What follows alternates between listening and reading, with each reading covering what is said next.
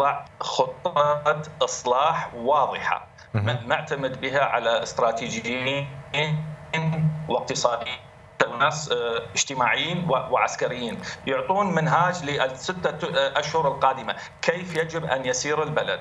ثانيا، يأخذ بعض القرارات الاستراتيجية واللي الشارع منتظرها. مثلا الكاظمي ومجلس الوزراء يستطيعون أخذ قرار ولو اعتباري ببناء ميناء الفاو الكبير، حتى لو لا يستطيعون تنفيذه الآن بسبب عدم وجود الأموال وغيرها، على الأقل يكون موقف عراقي وقرار يلف الشارع حول الحكومة.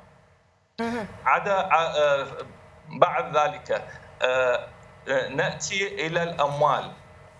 يجب أن الأموال كلها لا توجه إلى الوزارات ولكن توجه إلى الشعب، حتى الشعب يقود عملية تنمية بنفسه، لأن عندنا فساد كبير وصعب محاربته بالوقت الحاضر.